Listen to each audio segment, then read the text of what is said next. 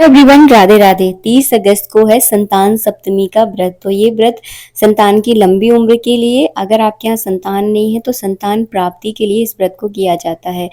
ये व्रत की पूजा जो है ना, आपको सुबह के समय करनी है। इस व्रत में केवल 7 पूड़ी, 7 पुए या 7 मालपुए आप बनाकर खा सकते हैं। नमक इस व्रत में नहीं खाया जाता है और इस बात का थोड़ा सा ध्यान रखिए। बस नमक मत खाइएगा और मीठी पूड़ी या मीठे पुए या फिर मीठे मालपुए ही आपको खाने होते हैं और एक ही अनाज खाना होता है।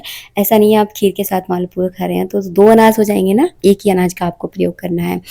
यहाँ पर मैं आपको बता रही हूँ पूजा विधि बहुत ही सरल तरीके से। इस पूजा को जो है ना किया जाता है सुबह के समय। इस पूजा में इस तरह की 1.25 तोले की चूड़ी बनवाई जाती है। जितनी संतानें होती हैं उतनी ही आपको 1.25 तोले की चूड़ियाँ जो है ना बनवानी होती है।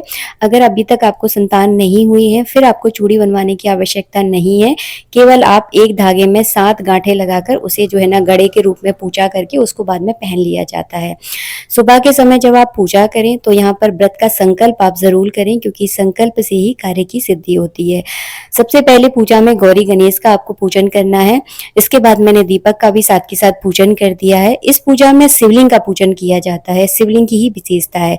अगर आपके पास इस तरह के शिवलिंग नहीं है तो आप मिट्टी के शिवलिंग बनाकर भी पूजा कर सकते हैं।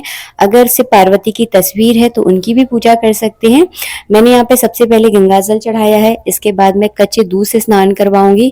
संतान की लंबी उम्र के लिए, उसके अच्छे स्वास्थ्य के लिए और संतान प्राप्ति के लिए कच्चा दूध बहुत विशेष होता है। तो हम यहाँ पे कच्चे दूध से ही जो हमने हमारी चांदी की चूड़ी है उसको स्नान करवा देंगे और साथ के साथ शिवलिंग को भी स्नान कराएंगे।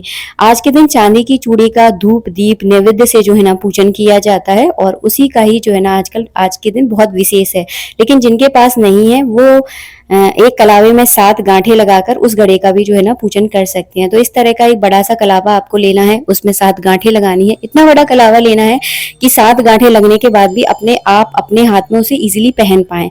और ये गड़ाई का आज के दिन जो है ना बहुत महत्व है। इसकी ही आज के दिन विशेष पूजा की जाती है। मैंने यहाँ पे शिवलिंग पर चंदन चावल से पूजन कर दिया है। मीठी मैंने यहाँ पे 7 पूरी बनाई है। तो 7 पार्वती माता के लिए बनाना है, 7 आपको अपने लिए बनाना है। यानी दो दो जगह आपको 7-7 पूड़ियां रखनी है। पूड़ी अगर आप बनाते हैं मीठी तो इनके ऊपर आप थोड़ी शक्कर या कोई मिठाई भी आप रख सकते हैं, अपने हिसाब से देख लीजिएगा। इसके बाद आपको हवन करना है और छोटा सा हवन इसमें किया जाता है। तो मैंने यहाँ पे गौरी गणेश की नाम की आहुति देकर 7 मीठी पूड़ियों की 7 बार जो है ना इस तरह से आपको भोग लगाना है। जब अग्नि में हम किसी देवी देवता के नाम का भोग लगाते हैं ना तो वहां तक वो भोग जो है ना पहुंच जाता है। तो मीठी पूड़ियों के 7 टुकड़े लेकर आपको इस अग्नि में चढ़ाना है। इसके बाद आपको घी का आचमन करवाना है। अगर आप घी का आचमन नहीं करवा पा रहे हैं तो आप जल से भी जो है ना आचमन करवाएं, लेकिन जल जो है ना कभी अग्नि में नहीं डालना है। इसके बाद आपको कथा पढ़नी है। तो कथा कभी खाली हाथ नहीं पढ़ी जाती। अपने सीधे हाथ में थोड़े से चावल और 11-21 रुपए जो भी आपकी श्रद्धा हो वो पैसे लेकर जो है ना आपको कथा पढ़नी है। कथा पढ़ने से आपको जानकारी हो जाएगी ये व्रत क्यों किया जाता है। और कथा का वीडियो ऑलरेडी मेरे चैनल पर अपलोड है। तो मैं जल्दी से जल्दी इस बार भी इस कथा के वीडियो को जल्दी से जल्दी अपलोड कर दूंगी। डिस्क्रिप्शन में आपको लिंक मिल जाएगी तो वहां से जाकर आप कथा सुन सकते हैं। पंडित जी बहुत अच्छी कथा वाचते हैं तो मैंने उनसे ही जो है ना वीडियो बनवाया था, क्योंकि मुझे कथा पढ़ने बड़ी दिक्कत आती है। कुछ लोगों को होता है ना, मुझसे नहीं पढ़ी जाती। उसके बाद जो है ना आरती करना है आपको। अगर वैसे इस पूजा में जो है ना गणेश जी की आरती होती है, उसके बाद शिव जी की आरती होती है। अगर दोनों में से आपको अगर कोई आरती नहीं आती है तो आप 7 बार जैसे तरह से घड़ी की सुई घूमती है ना उस तरह से आरती को घुमाना है और घंटी बजाकर भी आप आरती कर सकते हैं। क्योंकि जब हम लोग नई नई पूजा करना स्टार्ट करते हैं, हमें पूजा के बारे में कोई ज्यादा जानकारी नहीं होती तो बहुत दिक्कत होती है। तो उन लोगों के लिए मैंने ये आइडिया बताया है। एक आप घंटी ले लें, गरुड़ घंटी ले लें, जब भी कोई आरती हो उसको बजा लें। तो उसमें से क्या है, मंत्रों की धुनी निकलती है। वो सबसे अच्छा तरीका है जो लोग पूजा करने में थोड़े नए नए हैं। बाकी आप धीरे धीरे बहुत अच्छे सीख जाओगे। मुझे भी, मेरी जब शादी हुई थी ना मुझे भी कुछ भी नहीं आता था, लेकिन धीरे धीरे करके देखियो आज मैं आपको पूजा करना सिखा रही हूँ। तो वक्त जो है ना हमें सब सिखा देता है। उसके बाद आपको हाथ जोड़ के प्रार्थना करनी है और भगवान से ये आशीर्वाद लेना है कि इस पूजा में अगर हमसे कोई गलती हुई है, भूल चूक हुई है तो कृपा करके हमें क्षमा करें।